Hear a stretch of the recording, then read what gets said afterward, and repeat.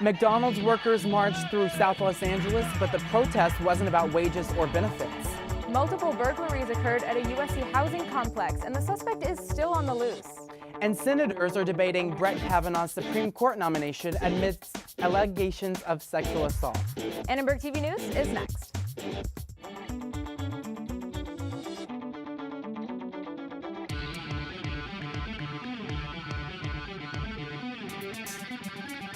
Live from USC, you're watching Annenberg TV News.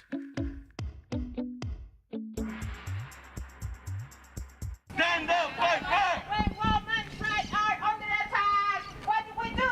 Stand up, fight back! McDonald's workers stormed the streets of South Los Angeles to protest what they say is sexual misconduct in the workplace. Good evening, I'm Roy Pankey. And I'm Sophia Hausch. Workers say McDonald's has ignored their complaints about sexual assault. Annenberg Media's Tally Spencer was at today's protest. Mujeres unidas! Jamás serán vencidas! Dozens marched to a South Los Angeles McDonald's to protest what they say is sexual harassment in the workplace. It is bringing to light something that is happening in the majority of our workplaces, but a lot of folks ignore it because we're not the Hollywood superstar that it's talking about it. So I think that the Me Too movement needs to shift from that direction to really focus on what's happening on the ground, on our neighborhoods, on an everyday basis. This is the first nationwide walkout since the Me Too movement began. Workers want McDonald's to enforce its policies against sexual harassment. We want them to take responsibility for the actions that have happened at that workplace, and we want them to organize a committee with corporation members as well as members from the restaurants to talk about what has been happening and how to deal with it. Since 2016, 25 McDonald's workers have filed complaints with the U.S. National Labor Board. Since then, no action has been taken. According to a survey by Hart Research Associates, sexual harassment is rampant in the fast food industry. 40% of female fast food workers experience verbal and physical abuse on the job. In a statement, McDonald's said there is no place for harassment or discrimination of any kind at McDonald's. Since our founding, we've been committed to a culture that fosters the respectful treatment of everyone. Protesters gathered outside of McDonald's in 9 other cities today. For Annenberg Media, I'm Tally Spencer. When the LA City Council decided not to discuss a motion about disruptions at meetings, activists disrupted the meeting. More than a dozen members of LA CAN staged a noisy walkout. The group helps low-income residents of the city. All power to the people! They say they walked out because of the chambers today, because they are worried that an anti-protest ordinance will force them to remain silent at future council meetings. We're going to be steadfast, unwavering, and we're going to continue to be in the fight for the long haul. As I said, we've been in existence for over 20 years, fighting, and we've fought many battles of this nature, and we're going to continue to fight. LA CAN members say that they'll be back next week when the anti-disruption motion is back on the agenda. Campus security and LAPD are still trying to find out who burglarized 3 apartments over the weekend at USC's Cardinal Gardens. Residents say they're very worried about security. Students were asleep when someone broke into their apartments and stole cash and portable electronics. In 2 cases, the front door was left unlocked. In the third, the burglar cut through a screen and entered through an open balcony door. Anyone can get in if the door is opened or any of the gates, so it doesn't feel as safe. And I've seen some people walking around Carter sometimes that aren't students, and it doesn't make you feel safe as a resident. Literally the second that I heard about it, I told my roommates, and I got really kind of concerned because all of us are film production majors that live together, and we all have our equipment, and none of it is really insured. So if someone actually did steal it, it would be really upsetting and kind of a concern for our safety. Cardinal Gardens is located just off campus at Jefferson and McClintock. Security there is not as tight as it is for students housing located on campus. What made these burglaries unique and unusual is that the burglaries were done while the residents were at home. So it always alarms us when you have a burglar who has the bravery, so to speak, to go in and commit a theft. Assistant Chief Carlisle offers this advice: lock it, hide it, keep it. He says DPS is working with the LAPD, but so far there have been no arrests. The Senate Judiciary is facing the fallout from sexual assault allegations against Supreme Court nominee Brett Kavanaugh. Political anchor Morgan Stevens has more on what's next for Kavanaugh and the woman who recently came forward with the accusations. Morgan? Thanks, Sophia. Supreme Court nominee Brett Kavanaugh will testify in front of the Senate Judiciary Committee on Monday. This comes after a California professor, Christine Blasey Ford, went public with her claims that Kavanaugh tried to sexually assault her while both were in high school. According to multiple media sources, Ford is a USC alumna with a PhD in educational psychology. ATVN has not independently confirmed this. Senators want to hear from Ford, but she has not said if and how she will tell her story to the committee. I have said from the beginning that these are very serious allegations. That need a full hearing, but they also need a full investigation. We should allow for the committee to assemble, for the individuals to be heard. President Trump says the nominee still has his full support. Terrible thing that took place, and it's frankly a terrible thing that this information wasn't given to us a long time ago, months ago, when they got it. They could have done that instead of waiting until everything was finished and then all of a sudden spring it. But that's what the Democrats do. Ford attended a private all-girls high school in the Washington, D.C. area. The head of the school issued a statement of support saying, in these cases, it is imperative that all voices are heard. As a school that empowers women to use their voices, we are proud of this alumna for using hers. One USC political commentator told me, while the Me Too era should have an impact on the hearing, chances are it won't. She said, quote, given the evidence is circumstantial and from when Kavanaugh was underage, I think it will not likely affect his nomination. If Ford does agree to testify, she will be the first woman to speak about sexual assault to a judiciary committee that includes female senators. Back to Thanks, Morgan. The U.S.-China trade war is escalating. President Trump has imposed $200 billion in tariffs on goods from China. Nicole Nie shows us how this will impact one local business and many customers. Store owners at a wholesale center in downtown LA rely on Chinese imports. Many of them are concerned about the future supply, now that new tariffs will be applied to more Chinese goods. Jay Choi is the manager at It's Me Inc. All of the jeans sold in his store are made in China. It's more than 1 million pieces in a year. I'm kind of scared right now. We have to care of the customers because they're really sensitive about the price. He says he's thinking about finding new merchandise from other countries like Vietnam, but he says it's hard. Now in China, most of the thing is already set up, so they know how to do it. But if you find a new country or new factory, anything, then we have to set it up one by one. Customers are also worried about the possible increase in prices of goods from China. I think this time because everything is expensive, and when I'm asking the owners why this stuff is too expensive, and then answer me because China is expensive now. These clothes are just one of the many goods affected by the new tariffs. Experts say there could be a broader impact on the U.S. economy. This is widespread. These tariffs are going to hit a whole slew of industries, and where we're going to see the impact first and in a most pronounced way will be at the retail level, because stores are going to have to raise their prices, and that's going to either be passed on to consumers or the various distributors and the retailers are going to have to accept less of a profit margin. American companies in China are already complaining that it's getting harder to do business because the Chinese government, in an informal way, has made it more difficult for them. Starting next week, new tariffs of 10% will be imposed on Chinese goods. The number could increase to 25% after the new year. For Annenberg Media, I'm Nicole Nie. The LA City Council takes up a controversial issue, the sale of fur. A new report shows just how extensive homelessness in LA can be. We spoke to someone on the project. And a new exhibit on campus reminds students to take care of the planet. We'll take you there. Guess what? I have some news for you. There's free food right there, junk food. You see that truck? Oh, jeez. It's a 2 Michelin star chef. All for free, ladies and gentlemen. All for free. Here we have a panzanella with summer vegetables and pesto. Enjoy.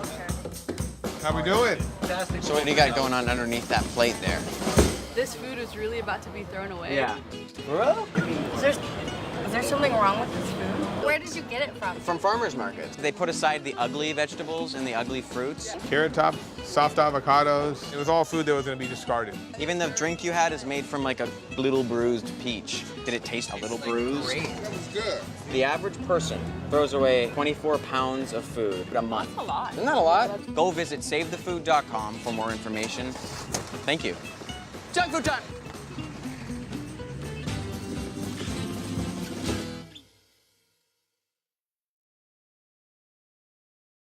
Adventure can be found anywhere, but the best place to start is in the forest. I spy something beginning with S. Snow? No. Snow-covered trees. Nothing to do with snow. Head outside to discover incredible animals and beautiful plants that come together to create an unforgettable adventure. Wow. So grab your loved ones. Don't even. And explore a world of possibilities. Come on, this way. Visit discovertheforest.org to find the closest forest or park to you. LA could become the biggest city in America to ban fur. Today, the City Council voted yes on a motion to ban the sale and manufacturing of fur in Los Angeles. We're the fashion center, and we can be fashionable with faux fur, and we can make this statement as Angelinos and be proud. And I'm a proud Angelino at this moment. Animal welfare activists packed the City Council chambers.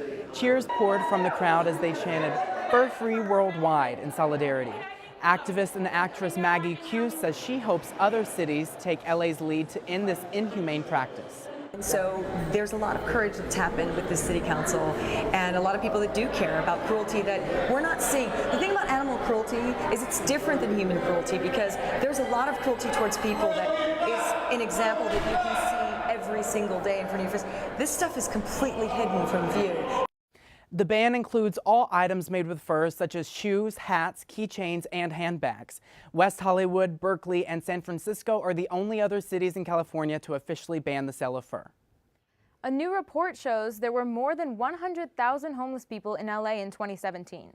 45% were homeless for 6 months or less, while 36% were homeless for more than 12 months. I spoke with the project's lead data visualist on why these distinctions are so crucial. To be able to classify someone and say, this person was likely to become chronically homeless if we don't do some front-end treatment here, then it's going to be a lot more expensive in the long run for us if we let them slip into a chronic state where they start showing up in prisons and emergency rooms and become a real public liability.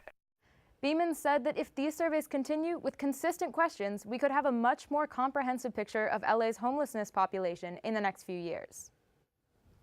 USC's Fisher Museum of Art just opened its new exhibit, Earthworks. The 24-piece exhibit, completed by artist Justin Bryce Guariglia, shows how humans are impacting the planet. In his pieces, Guariglia uses styrofoam and aluminum, materials that are damaging to the planet, to remind people that these objects increasingly last longer than the glaciers at the North and South Poles. One curator believes the exhibit will help students be more conscious of the impact on climate change. USC has gotten some negative press about their commitment to climate change and making the campus green and sustainable. I think this show is a good message to the community that we're embracing that. Students can visit the Earthworks exhibit for free until December 8th. The new freshman class is USC's most diverse group ever. Of the 3,400 freshmen, 1 in every 4 students identifies as a member of an underrepresented minority group. White and Asian students are the most represented at 36% and 22% respectively. This year, 16% of enrolled freshmen are Latino and 5% African American, the highest percentage for those two groups in USC's history. We asked some freshmen about the importance of diversity. I'm just really proud of this class, like the class of 2022, for setting a new standard for the university. USC did a great job in terms of all the students of color that I've spoken to are brilliant individuals who have really amazing goals and visions for the future in the country. The reasons we go to college is to learn more about the world, and you kind of have to do that through meeting people from across the globe. USC accepted only 13% of the applicants for the class of 2022, an all-time low. 17% of enrolled freshmen are the first generation of their families to go to college. Sophia, we have had a lot of bad weather lately, and it honestly just seems to be getting worse. Absolutely. First we had the hurricane on the East Coast, and now there's a typhoon in Southeast Asia.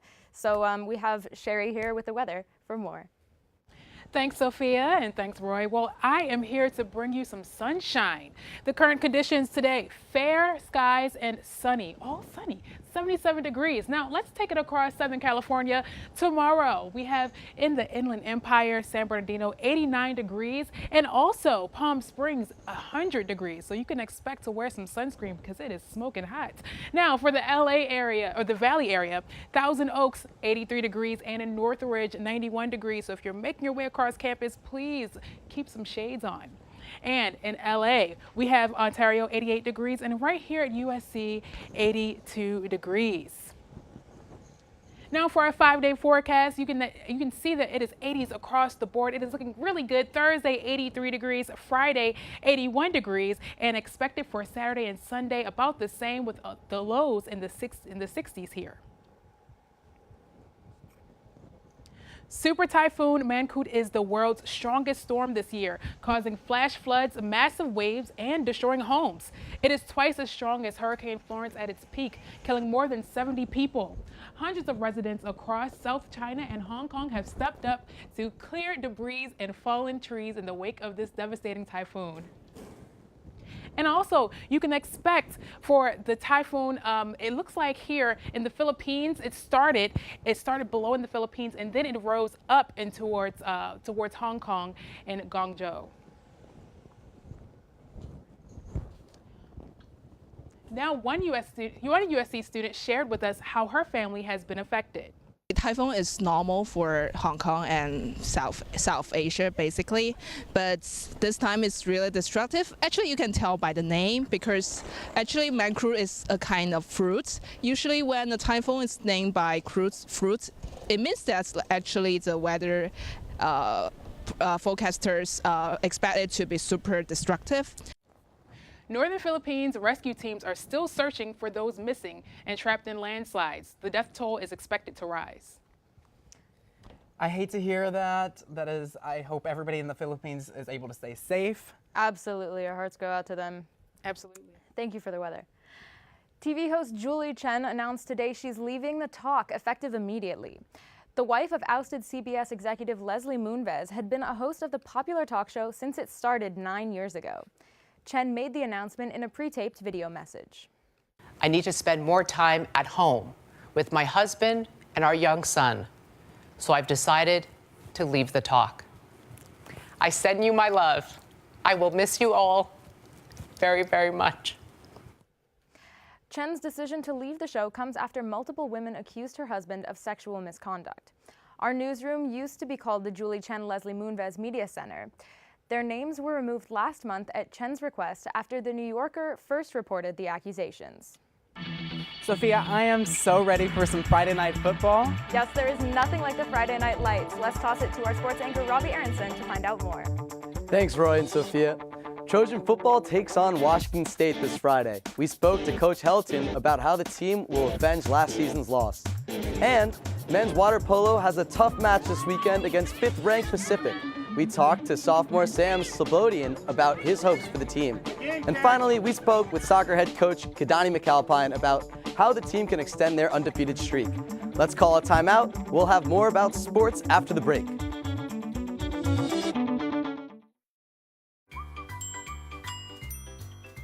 Fancy pants peanut butter? A big screen television? You haven't even bought a sofa yet. A motorcycle? When your father finds out, he's gonna flip his shoes with 2 buckles? What do you even need 2 buckles for? Mr. Big Shot, buying whiskey shots for everybody in the bar. From the looks of it, I'd say nobody even remembers. Feed the pig.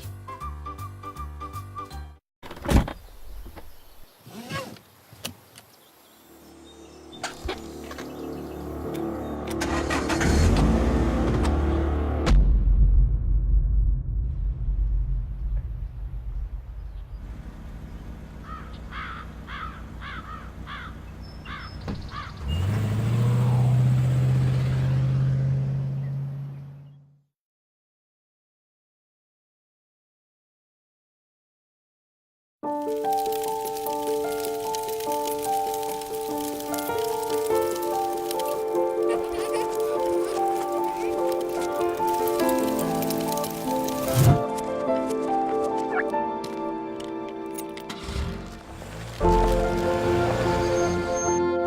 you know parking over tall, dry grass can spark a wildfire? Only you can prevent wildfires. The unranked Trojans face Washington State this Friday night at the Coliseum. Let's toss it to our sports anchor, Anwar Stenson, to hear more about the game. Thanks, Robbie. Looking ahead to Friday night, the Trojans are aiming for redemption after a defeat last season. We spoke with Coach Helton, who praised the team's attitude in practice. The biggest challenge is just, two back-to-back road games, two physical games, emotional games. I was really looking forward to seeing how they were today, and I thought their emotions were excellent. I thought they came out here and competed their butts off. I thought they practiced extremely well. While a 1-2 start to the season may seem rough, the Trojans had the same start in 2016 and went on to win the Rose Bowl. This week's practice was focused on improving the offense and JT's mobility outside the pocket. We spoke to some of the key playmakers after practice. Like you said, we've been here before. We just gotta keep going. We can't let that start, this 1-2 start, bother us. We just gotta keep getting better and keep going. The mood is go get it, man. Capitalize on every little area that we didn't capitalize on in these last two games that we lost, and just keep getting better for the next team. We're just ready to bounce back. There's nothing really to it. Practice is kicking up intensity. There's a fire in a couple guys' eyes. We're just going to keep trying to improve and get better. The Trojans are 58-10-4 all time against the Cougars. And this is the first time that they are unranked in nearly 2 years. And turning to men's water polo, the Trojans are still perfect in the pool as they take on the Pacific Tigers this Saturday. We spoke to redshirt junior Sam Slobodian after practice today about the upcoming match. It's a lot of mental preparation, watching a lot of game film, preparing every day in the water, out of the water, putting like 2 to 3 hours, if not more, every day on film and notebooks. You just got to prepare every day. The young Trojans hope to extend their 11-game win streak this weekend. Robbie, back to you. Thanks, Anwar. It's rivalry week. Volleyball opens up its Pac-12 schedule on Wednesday night against crosstown rival UCLA. This is USC's first matchup of the season in any sport against the Bruins.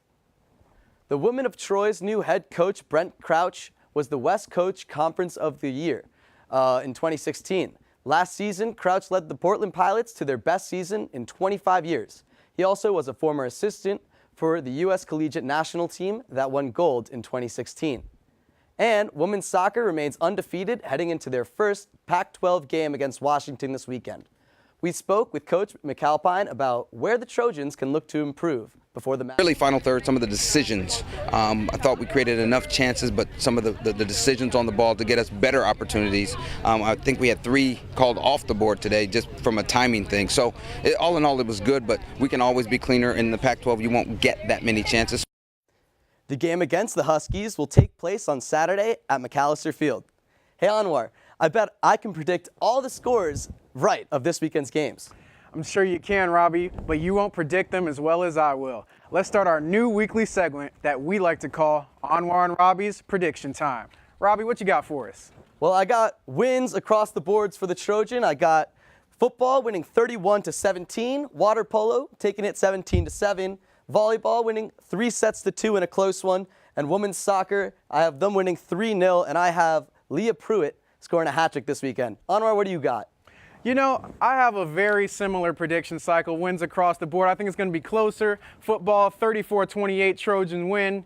I think we're going to beat Pacific, 15-10 for the Trojans. We're going to beat UCLA, volleyball, 3-2, and I think the Lady Trojans are going to beat Washington 1-0. JT Daniels is going to throw for 400 yards this week against Washington State. You can bet on it.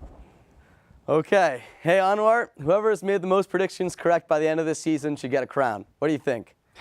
I like that, and it's going to be me. Let's turn it back to Roy and Sophia in the studio. Thanks. Thank you for that. Today, Hollywood made sure actor Jack Black will never be forgotten. We'll be right back.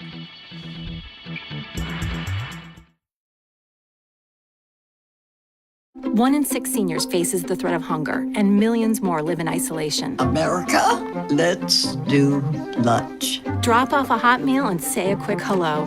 Volunteer for Meals on Wheels by donating your lunch break at americaletsdolunch.org. 迷惑ボーイ。ここは何とかしなくちゃ。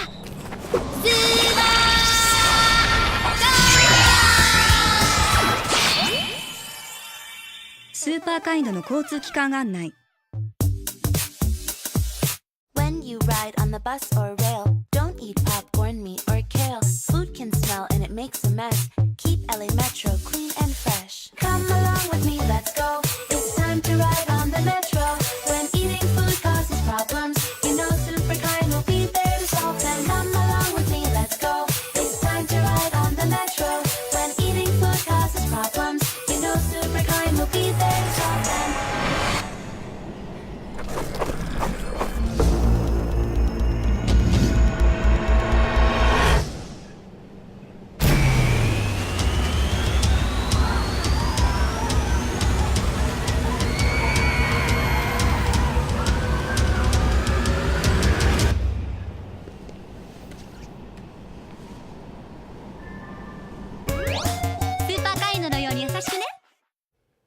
Actor Jack Black got a star today on the Hollywood Walk of Fame.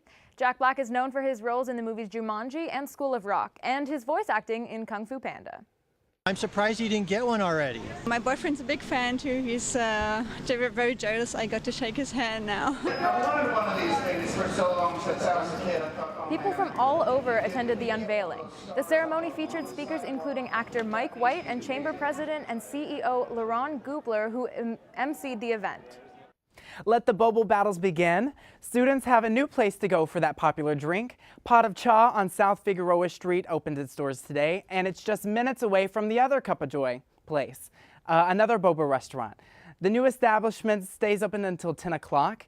You late-nighters can still satisfy that boba craving until 11:45, though, when Cup of Joy closes. Thanks for watching Annenberg TV News. From everyone here at Annenberg Media, I'm Roy Pinky. And I'm Sophia Hausch.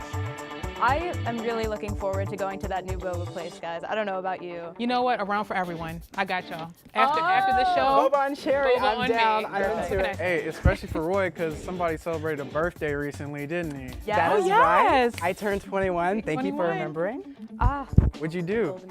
I did work and more work, homework. All right, so 2 bobas for you. Yeah.